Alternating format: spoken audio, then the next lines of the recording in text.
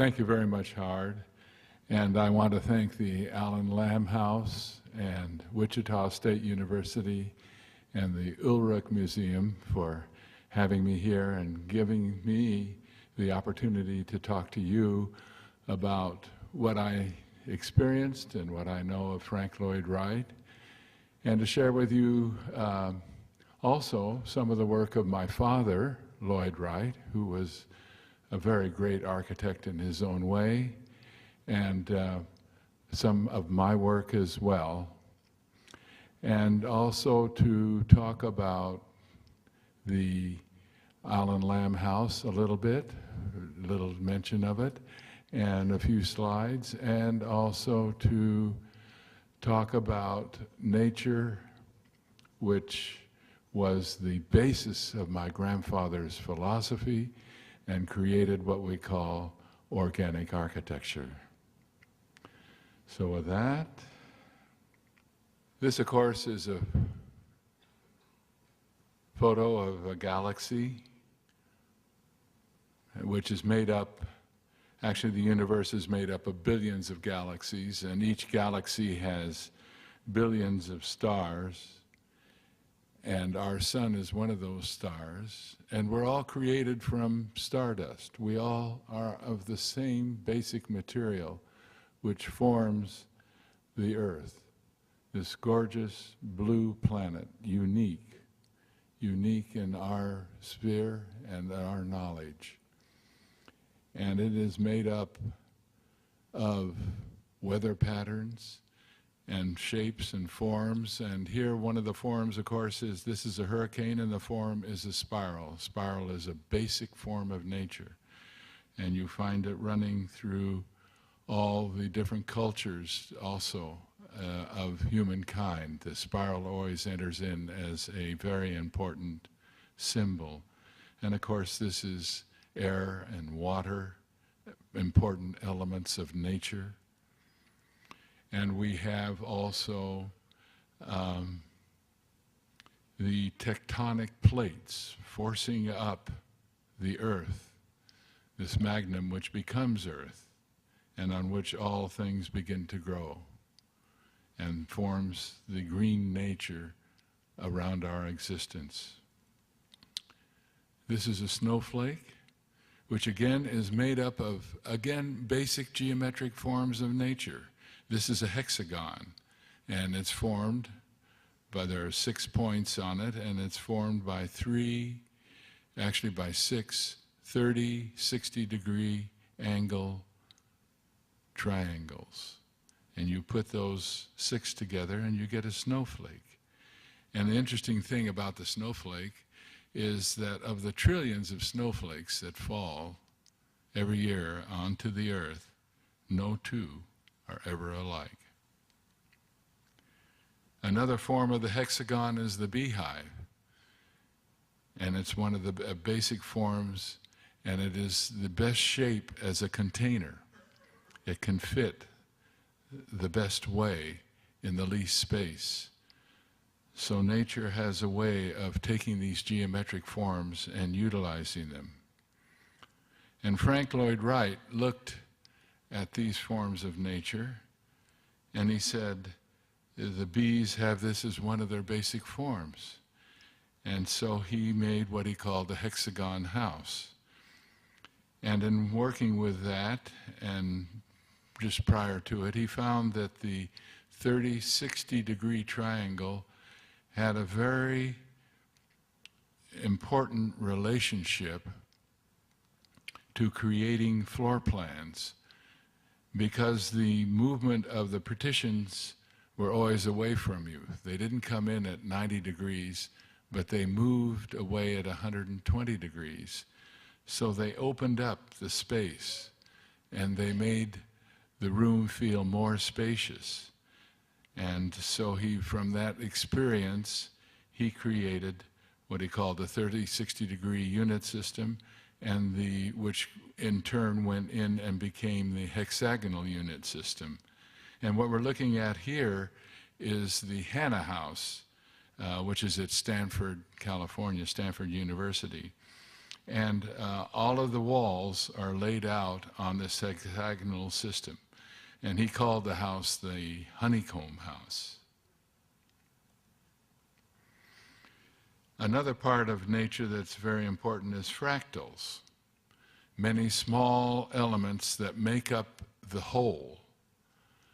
And each one of those small elements in its own way represents the whole. And here we have the stained glass window from the Darwin D. Martin House in Buffalo, and we call it the Tree of Life. And it's an abstraction made of stained glass and lead canes.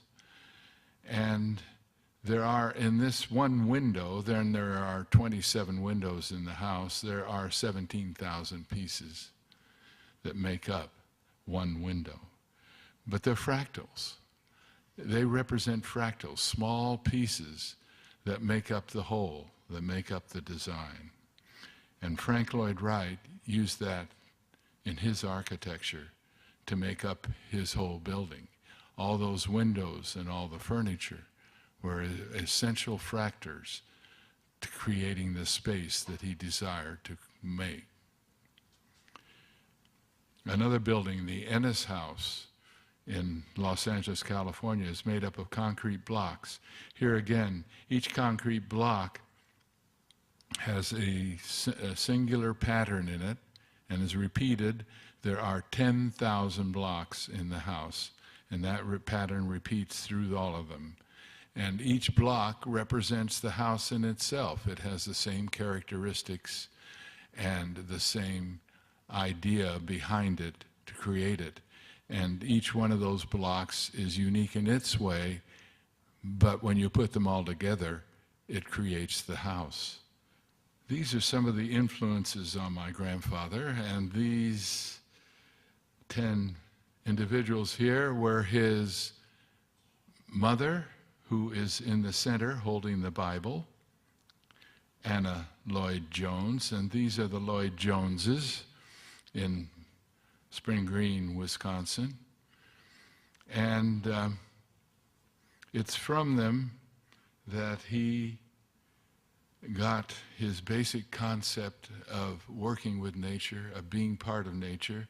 They were Welsh, they were Celtic, and most of them had been born in Wales and migrated here to the United States, immigrated.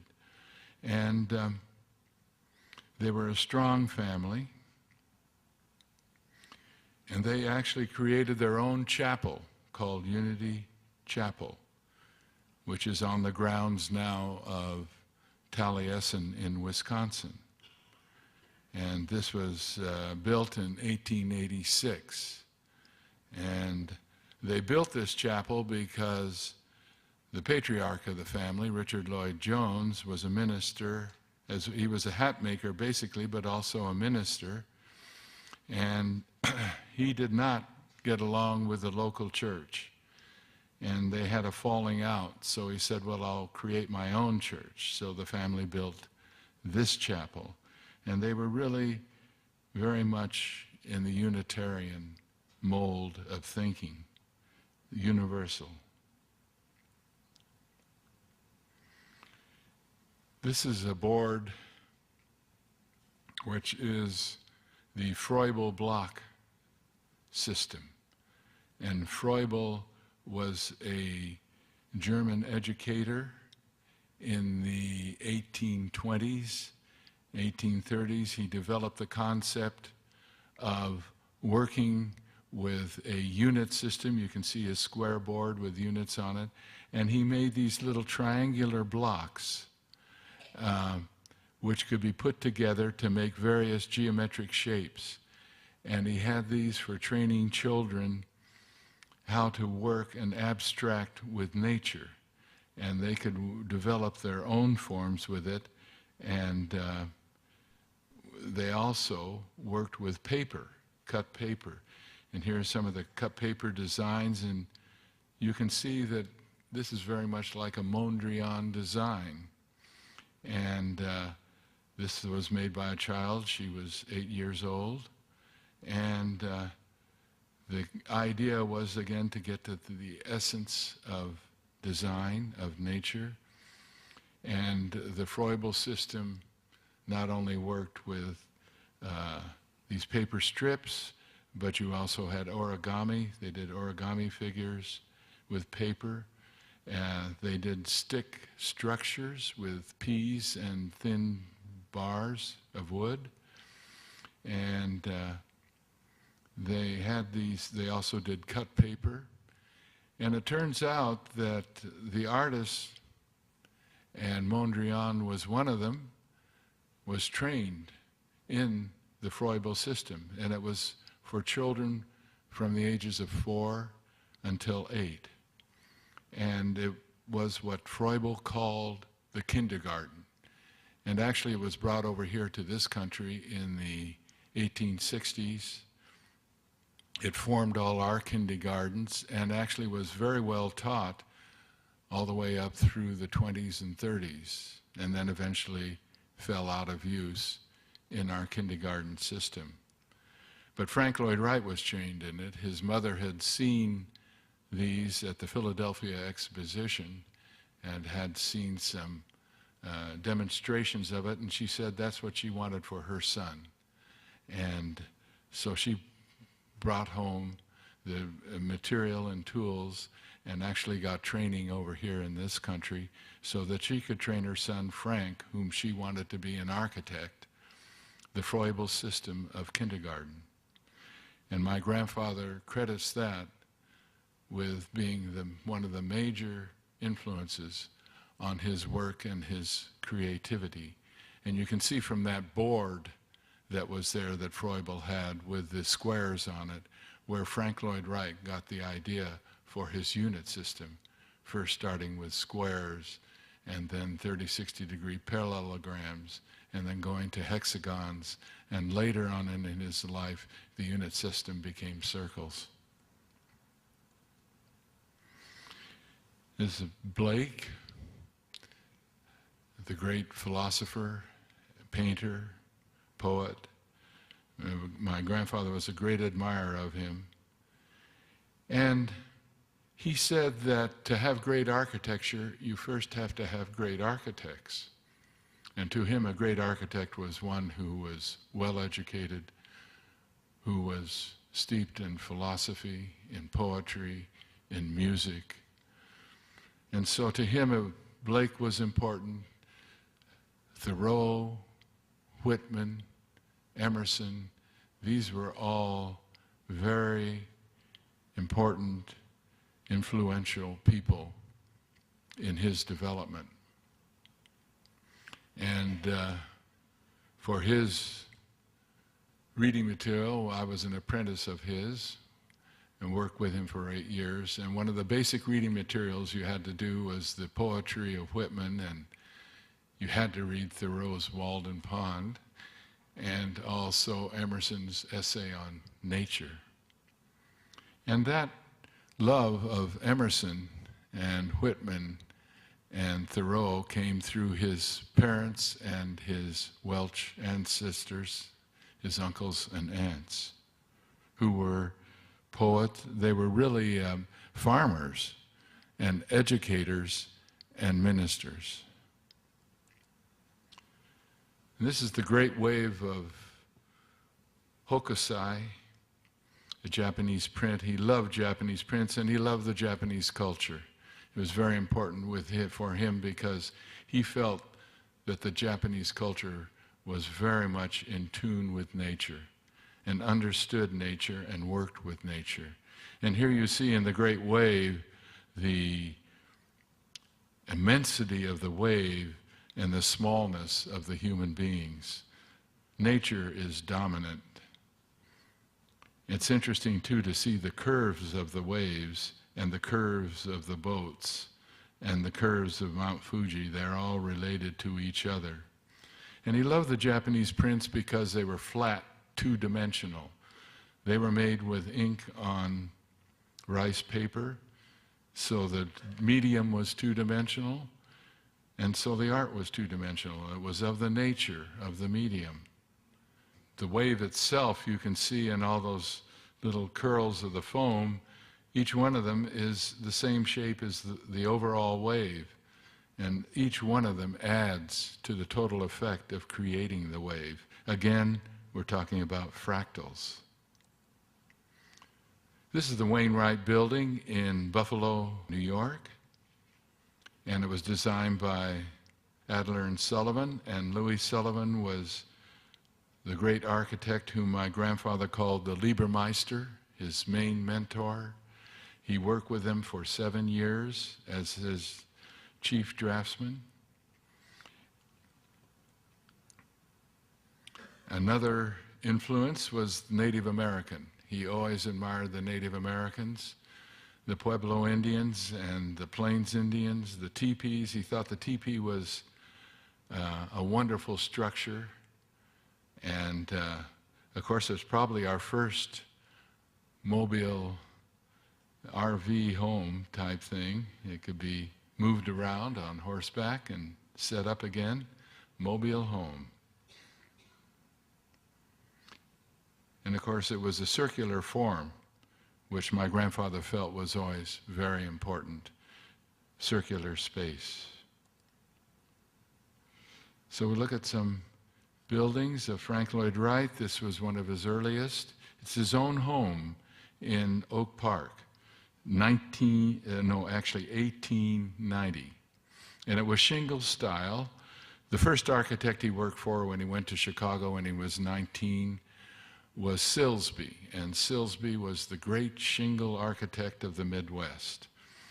And so it was natural for Frank Lloyd Wright, even though at this point he was working for Sullivan, that the style was in the shingle form. But here there are a few things that are actually a little more than the shingle style. And that upper large triangle overhangs the lower floor by a foot or two, which is usually the shingle style that was flush with the lower floor and went right down. And then by 1903, quite a change from 1890 to 1903, we have the Gale residence. And when the European architects, young architects, saw this, it was published in the Wasmuth Portfolio in 1910 in Germany. And it was a series of 67 lithographs of his houses, most of them, of course, all in the Prairie style. But when they saw this, this had a great effect upon them, and especially on the architect Walter Gropius, who formed the Bauhaus, and upon Mies van der Rohe. They were all students at the university at the time that this publication came out. But you'll see this work in their buildings. And you notice how the window line up above is all a solid line of windows. There are no plastered sections in between. What they did with the standard house, and they still do today, is to punch holes in it. But here, though, they're not punching holes. Here, it is a whole fascia, a whole wall section, which is of glass and windows and open.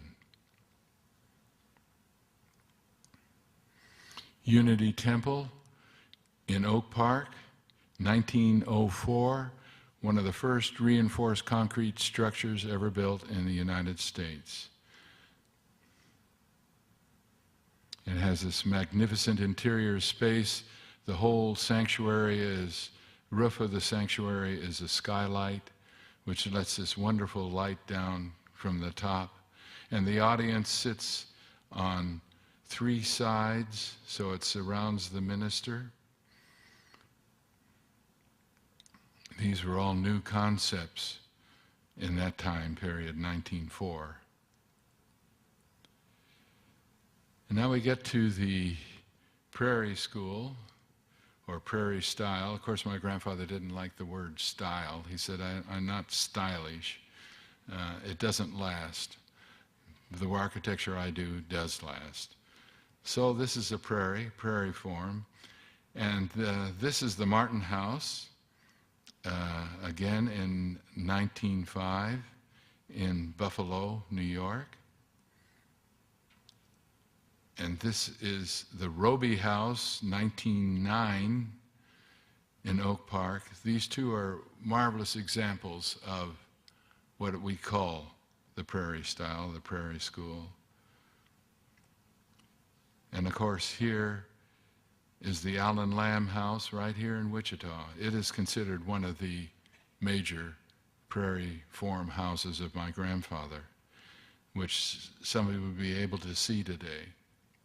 It's a beautifully done interior as well. This is the porte cochere.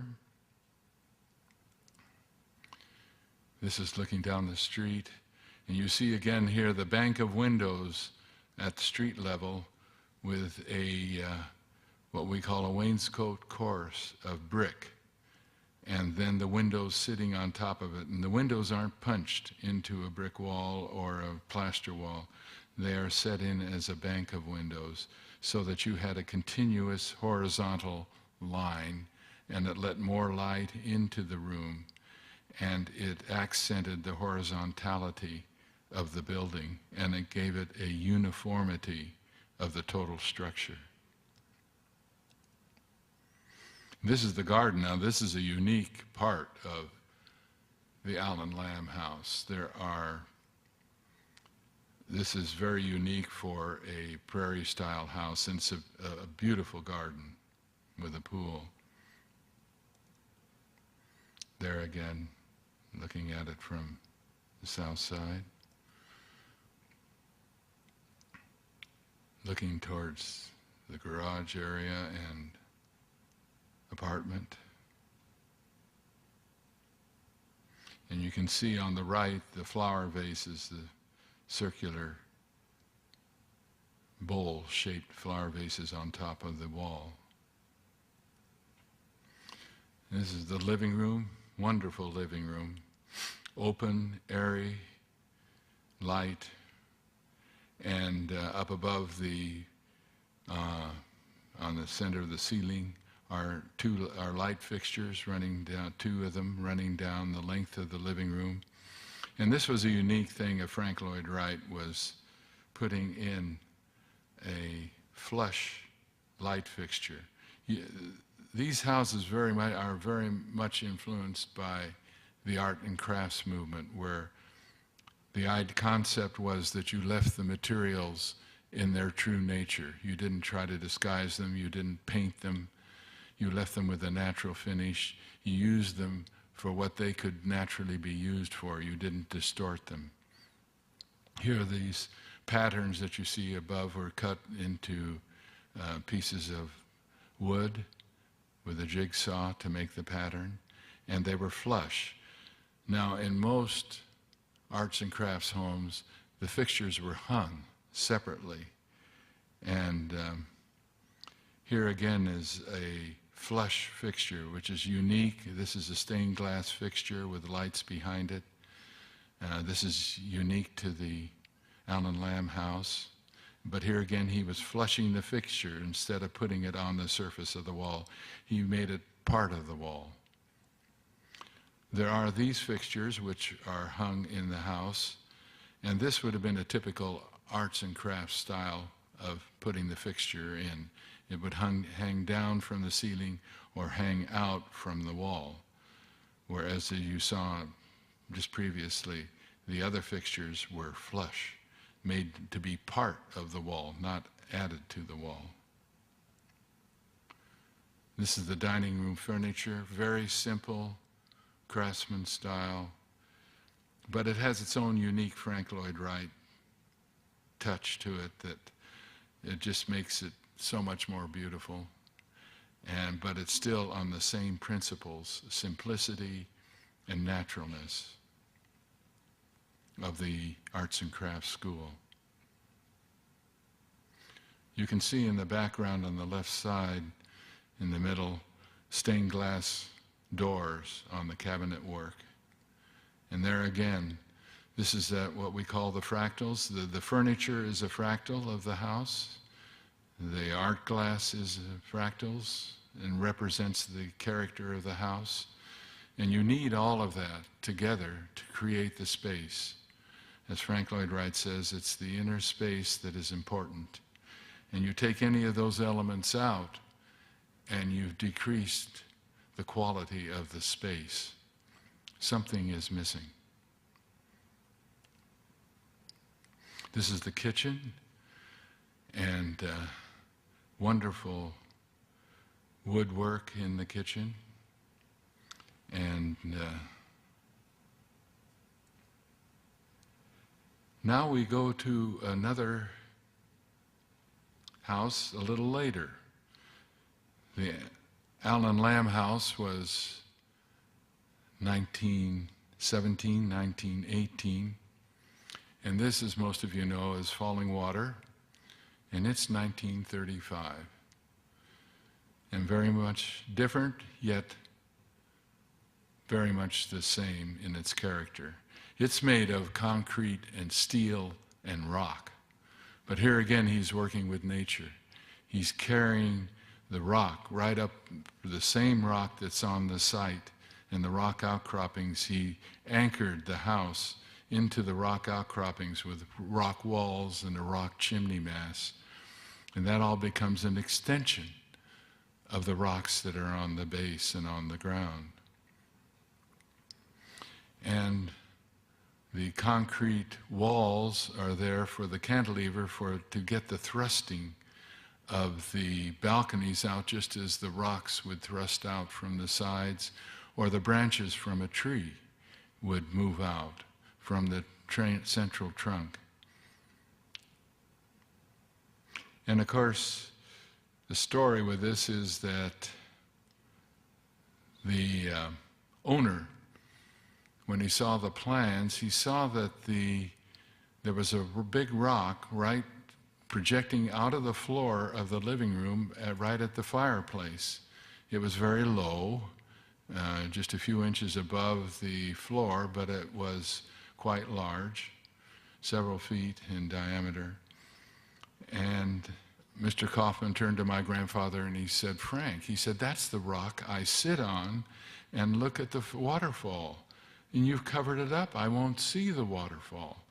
And my grandfather said, "Edgar, you won't look at the waterfall. You will be the waterfall." And so that's what the wonderful thing about this house is, that it is as much a part of the waterfall as the rocks and the trees around it. And you couldn't think of that site with anything else there but falling water. In 1936, he did the Johnson Wax Administration Building in Racine, Wisconsin, and probably one of the most beautiful interior workspaces that we have anywhere. And the main floor was where the workers are, and the mezzanine floor is where the management has their offices. The whole roof and ceiling is made up of these large columns and glass tubing. That's the glass tubing lets the light come through. And a newspaperman, reporter, when they first opened the building, went through, and he said it's like lying on the bottom of a lily pond and looking up at the lily pads. In 1936, he did the Jacobs I house, and what he called the Usonian house. It was to be the house for the average American citizen. This was built for $5,000, bonded bid building. And it had probably the country, I think, as far as I've been able to find, the first radiant heated floor. It was very simple, it was basically wood structure and brick. And these bricks, to keep the cost down, the Jacobs went down to Racine and took all the rejected bricks on the Johnson Wax building to put in their house. So it really has two connections. Then there was the Jacobs II house. And in 1947, the Jacobs commissioned my grandfather to do a house for them just outside of Madison, about 20 minutes outside, in a town called Middleton. And so my grandfather created this house, which he called the solar hemicycle. And the lower circle of the house, the smaller section of the house with glass doors that opens out, is facing the south. And the dark wall line on the back of the house is in the north.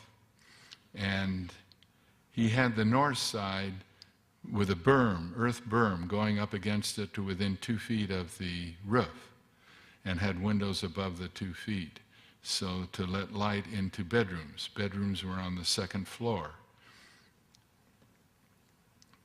And then the south would be 2 stories high. And here you can see it. On the left is the north side with the earth berm coming up towards the windows. And the windows are just below the roof line, so there wasn't very much glass or exposure on the north. It was protecting it from the north winds. And on the south, to the right, you can see the 2-story windows into the living room and into the bedroom mezzanine floor. And here's the interior. You can see there's a pool of water.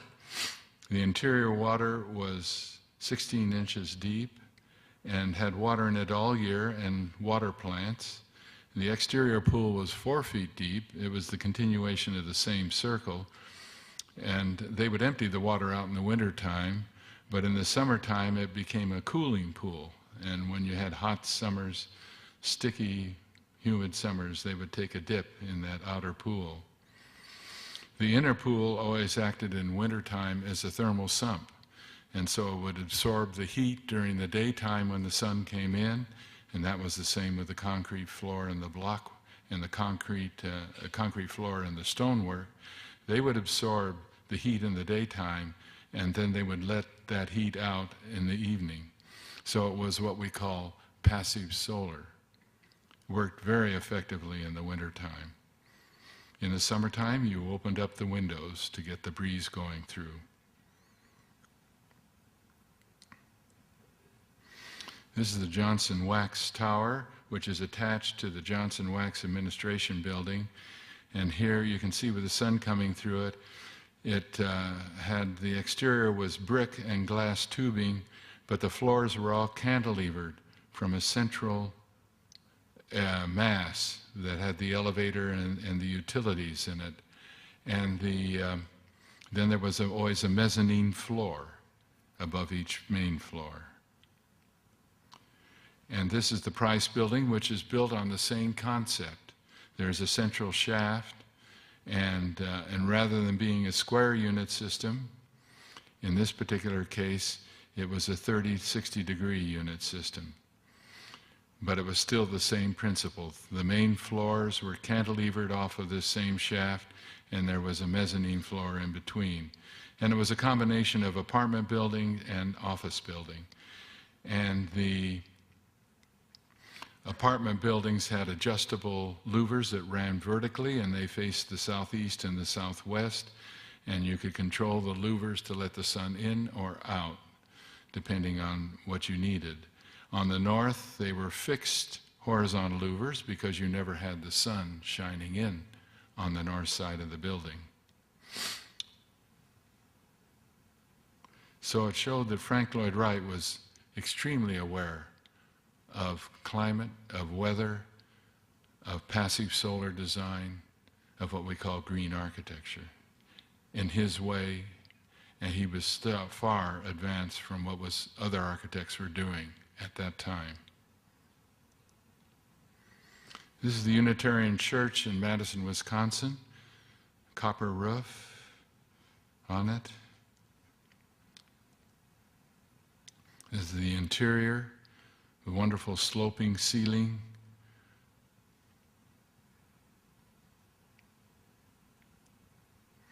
This is the Monona Terrace in Madison, Wisconsin.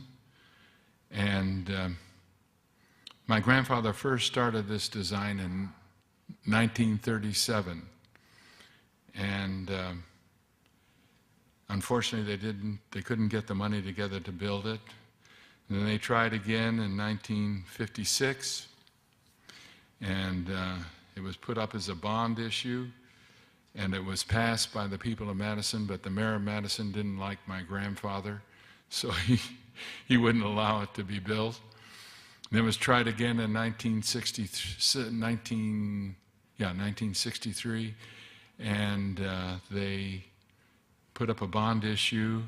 It had, by that time, originally had been designed as a concert hall, and also had conference rooms.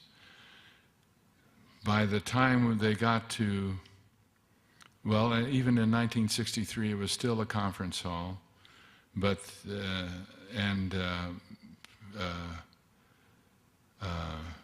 a place for the Madison Symphony. But at this time, it was voted down by the electorate. And then in 1982, 83, they revived it again because they needed to get a convention center, and they thought this would be perfect. It overlooked Lake Monona, and it had a straight path up to the Capitol building, and it provided, the top deck provided an acre of, in a sense, parkland where they could have festivities and different things, and the public could walk up there and look out over Monona Lake. So I thought it would be ideal for a convention center. And so, my God, it was pulled out and went for a vote to the public, and they voted for it. So it was built in 82 or 83, I'm not sure of the date. But that's quite a span, from 1937 to 1983. If you wait long enough, this building, by the way, has become the icon for Madison, Wisconsin. This is the interior, one of the interior of the hallways. And this is some work of my father, Lloyd Wright, a great architect in his way, not as well recognized. In fact, not as recognized as he should be. One of his great buildings is the Wayfarers Chapel in Palos Verdes, California, sometimes referred to as the Glass Chapel. And his idea was that he would make this of glass and plant redwood and pine trees on the side, and they would cover it, and they would be the covering, the true covering for the building, and the glass was just to protect you from the weather. This is the interior. This is actually much more grown up now than from when this slide was made quite a while ago. The trees are much taller, and you do feel that you're in a grove of redwoods and pines. Again, here we're worshiping with as much nature as possible. My father also designed the first Hollywood Bowl in 1928. It was unfortunately torn down in 1929 because the original bowl was made of wood and plywood panels.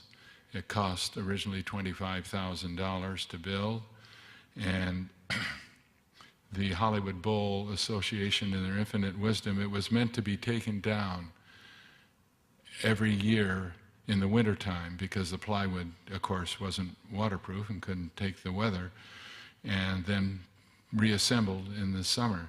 And it cost $400 to do it, and the Hollywood Bowl Association decided they didn't want to pay the $400, so they left it out, and then by the second year, the plywood began warping away. And then, of course, politics came into play, and a group called the Allied Architects said, we can build a bowl for you that'll stand forever. And so they went and they made theirs out of a steel structure with transite panels. And then instead of this low ellipse that you see, which directed the sound right down over the audience, into the audience, they made a full half circle, which made it much higher, and the sound went up and over the head of the audience, and they couldn't hear. The original bowl was set for 18,000 people. So what they had to do is they had to bring in amplification. This bowl with the wood shell was not amplified.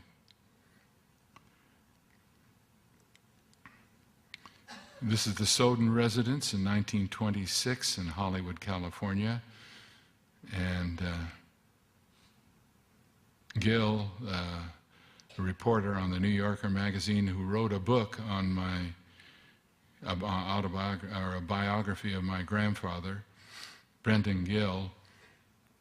He wrote an article on this house once, and he called it the house Jaws. It does have that. But the lower part is the entrance, and the upper part where you have the glass is actually the living room looking out onto a street. But most of it was closed off from that street because it was quite a busy street. And this was the interior, back court that had an interior courtyard. And these were all made of concrete blocks. Again, the fractal system. This is my father's own house and studio in West Hollywood, California, again made with concrete blocks and wood frame stucco, which was different than my grandfather. My grandfather's concrete block houses were all concrete block. There was no introduction of wood and plaster. But my father did that because of the cost. It turned out the cost for those all block houses was very expensive. This is the Taggart residence in Hollywood, California, made of lap redwood boards. This is the living room.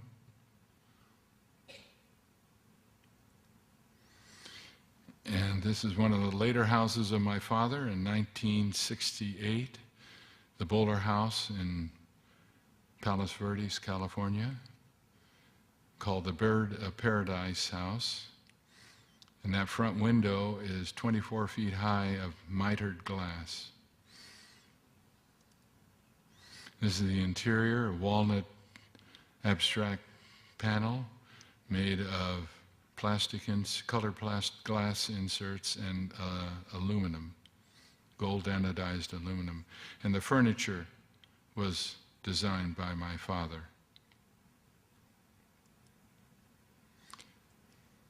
And this is some of my work.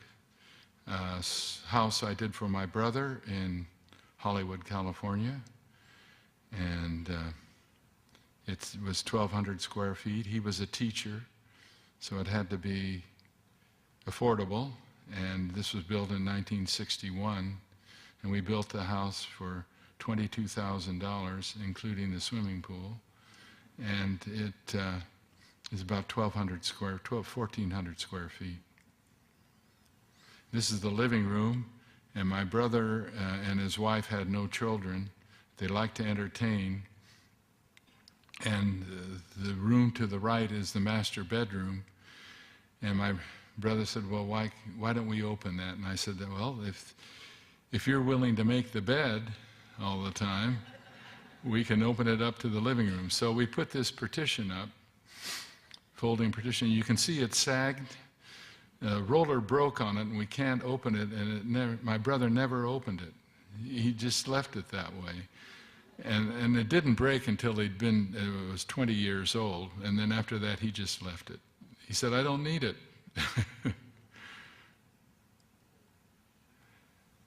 And this is Weiss Track House in La Crescenta, California, using a circular roof.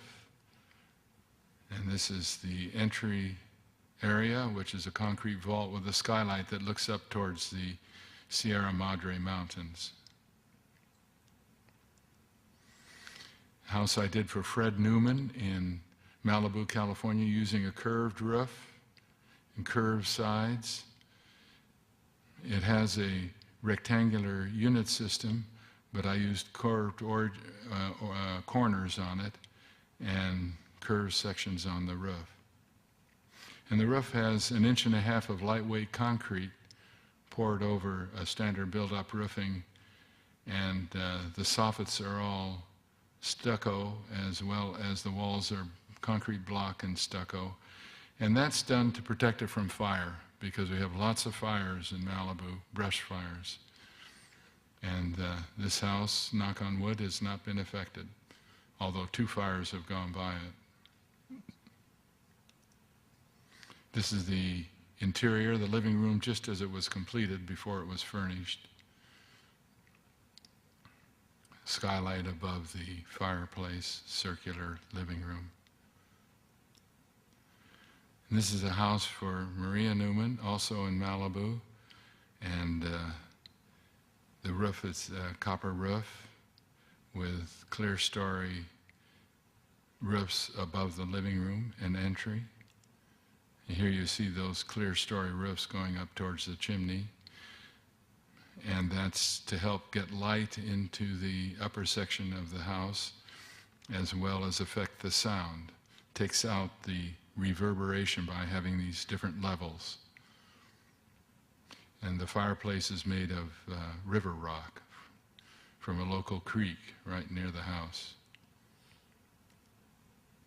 This is my own house, also in Malibu, and the hill actually rises behind it, and the railing that you see going around both the upper deck, which is the roof, and the lower deck, which is the bedroom deck over the living room and dining area, that railing is actually solar panels, or to be solar panels. They have not been built yet.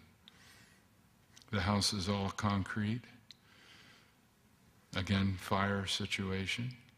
And the roofs are all green roofs. They have sod roofs.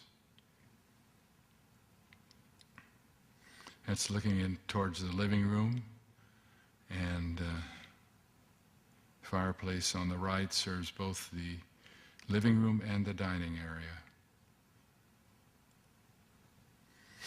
And this is looking from the top of the hill down onto the top of the house, which becomes part of the hill.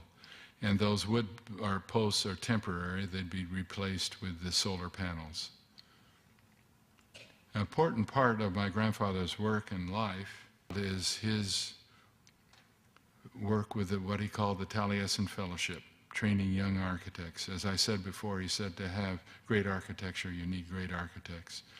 And so we all lived and worked at Taliesin and Hillside. This is the living room at Taliesin.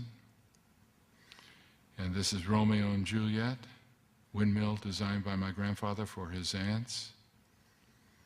By the way, the windmill, an interesting fact on the windmill was that when he designed it, his uncles, when the aunts showed it to him, said, well, that's stupid, that thing's going to blow down. They went ahead. They loved Frank Lloyd Wright. They loved their nephew, and they were going to build that windmill, regardless of what their brothers said. So they put the windmill up, and after every major storm that went through, the uncles would come out on their porch to see if the building was still standing. Well, the building is still standing, but the uncles aren't. And this is the Hillside Home School. By the way, that Hillside Home School is now part of the Taliesin Fellowship of the Frank Lloyd Wright Foundation. And it has the dining rooms, the conference room, and the theater. And this is a photograph of the theater. Gorgeous curtain. Again, all the work, everything you see here, the seats, everything, the building itself, it's all built by the Taliesin Fellowship. That, actually, I should say rebuilt, because the original building was part of the 1903 Ants building, and it was burned down in 1954 and rebuilt by the fellowship into a theater. This is the desert camp, we called it. It's Taliesin West in Scottsdale, Arizona, and they didn't have a lot of money, but my grandfather saw these stones that were all sitting around on the floor of the desert, and if you turned them over, they were red on the underside where they're against the earth, and they were black on the upper side where they were exposed to the sun. So he put these into the concrete formwork and called it desert masonry. And there's a view, overall view. On the left side is the drafting room, canvas roof, and then up above the window line, horizontal window line up above is the guest quarters, and then to the far right is the living room. And this is the living room, the interior. And all the apprentices lived out in tents. We were given a 9-by-9 sheepherder's tent, And that became our space, and we could do whatever we want. Here, they added a base to it and a concrete floor. Here, they didn't even use the tent. The apprentice made a whole new roof, whole new form. And most of the apprentices preferred living out in the desert in these tents because it gave you not only having your own space, but it gave you an opportunity to do some of your own design work. Here they are working on the theater. As I said, all of Taliesin West was built by the apprentices. We did our own cabinet work, did our own cooking, had our own garden. We'd get up every morning, and at 7 o'clock we would have chorus, and at 8 o'clock we would go out and work in the garden. At 9 o'clock then we would go back to our different jobs, whether it was drafting or construction or what, until 3, actually until 4. There's the drafting room. This was built by the apprentices, and it was added to the Hillside Home School in 1934. This is Ling Po, one of the top architects in association with my grandfather, and he taught rendering, how to do architectural rendering as well to the students. We did dance, created our own dance and costumes, music. We had ensemble, practiced every afternoon after lunch. We had chorus, practiced every morning from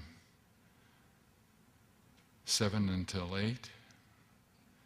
It was a total environment, a total way of life that was so important to my grandfather, to create a way of life in which you worked and lived that was based on beauty and based on working with nature. This, of course, a seashell, and I come back to this to show you a basic form of nature, the spiral, and like a great oak tree that starts with an acorn, that interior space grows out to become a full oak tree. It's the same here. It starts in the very middle with a small animal who starts working away, excreting the calcium that forms the shell, and keeps working and working until you have this whole outer shell, but it all started from the interior, from a central idea. And that's the same with the Guggenheim Museum. It started from the interior and worked out. You started with an idea, a small kernel idea, and that you began working with it, and it developed this spiral that went ever wider as it went up. So you kept expanding as you went up the ramp. And then when you got to the top, there was a glass skylight letting the spheres of above, the whole atmosphere of the outside come in from the... And so you went up this ramp emotionally, spiritually, and out through the top.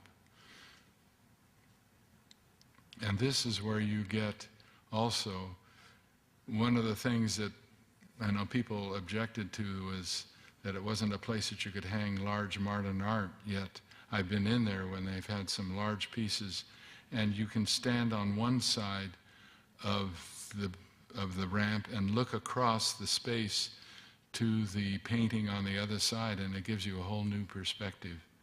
So there were many new concepts of viewing art that happened from this building. So what happens when you have that interior spiral, that's expressed on the exterior.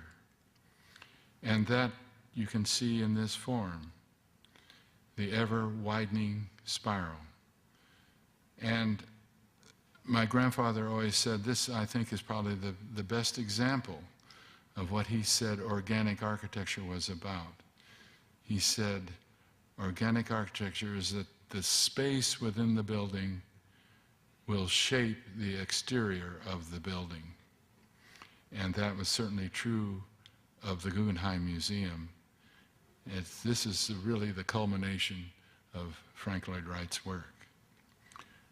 Well, I've covered and ended with what I feel is the most important, and I hope it's been some information that I've been able to give you about my grandfather and about his always quest through his whole life to integrate life, art, work with itself and with the human being, so that we develop a society that honors nature, understands nature, works with nature.